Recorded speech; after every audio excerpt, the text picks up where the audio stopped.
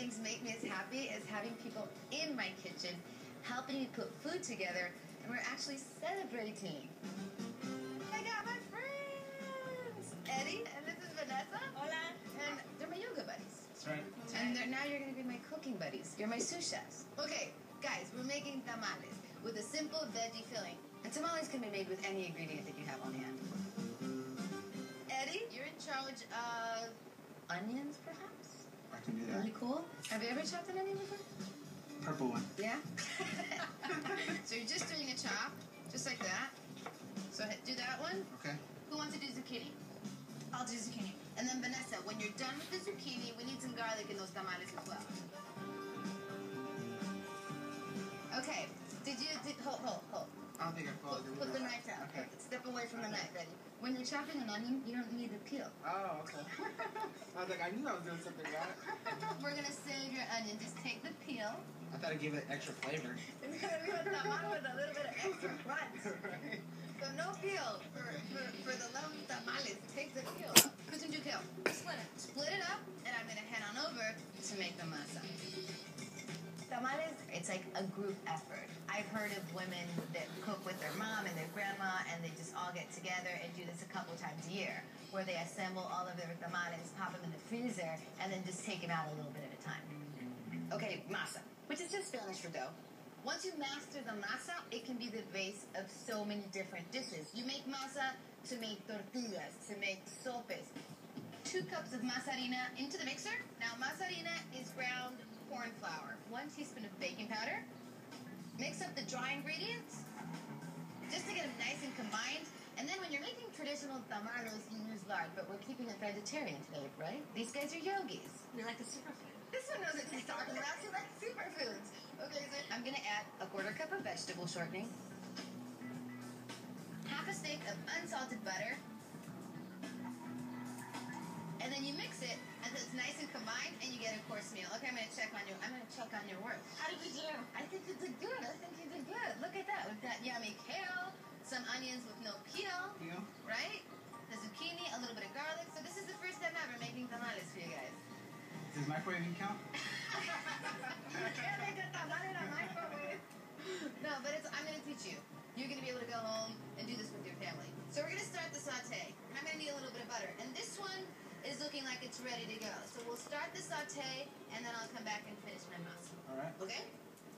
So a little bit of butter, and then I'm going to take all your veggies, starting with the onion. Here's the garlic. Big right here. Zucchini. We got a whole bunch of veggies. A lot of green in there. A lot of green. That's what it's all about, the green. So this is going to need a couple of minutes, and then we can add that beautiful kale so it can wilt. You don't need to cook kale too much. So we'll just move it around. Can you do the shake? You can do the shake. On the dance floor, in the kitchen, wherever you need me to do it. Do the shake if we need to move it. Okay. Here we go. Don't drop it out. Try it out. I'll make your life so much easier for you. If you need to stir, use a spoon. Oh, okay. Okay, masa.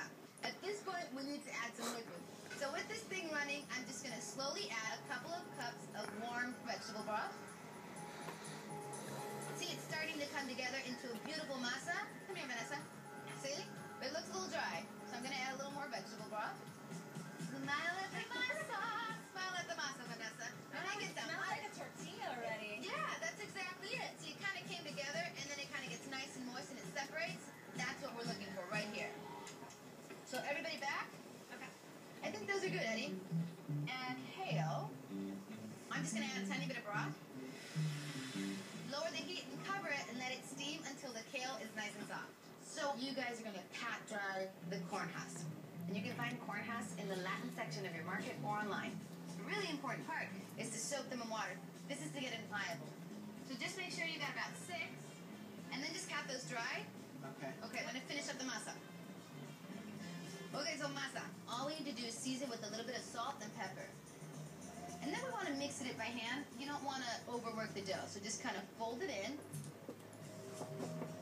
This one can rest for about 5 minutes, and then we can finish up that filling. So for the filling, look at that beautiful kale. It turned a bright, nice green color. Now we need to add something to kind of bind everything together, so I'm going to add some Oaxaca cheese. Any cheese that will melt will work, like a Monterey Jack cheese or a dry mozzarella.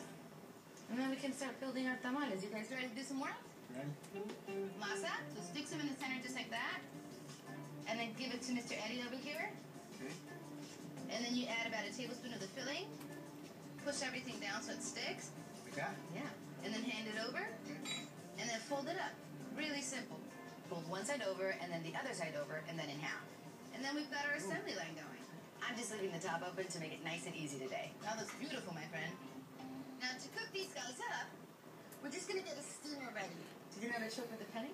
No. No, This is like one of those tricks that all the mothers and grandmothers in the Mexican kitchen that know how to make tamales. This is from them. You add your penny to the bottom of the steamer, and if all of your water evaporates, the penny's gonna start to rattle, and you need to add more water. And then we're gonna add a layer of protection. So take a couple of those corn husks that are nice and damp, just line the bottom. And then you take those beautiful tamales and then just kind of line them down in the center. And they can be stacked, we're just steaming them. Okay, you guys, we're gonna continue making tamales, and I'm gonna send these guys to the stores because we're making margaritas. Margaritas You guys and need to come tamales. with some ingredients. Sound good? Sounds good. When we come back, I'm going to show you that chicken with the chocolate pasilla sauce. We're going to be making margaritas and flautas.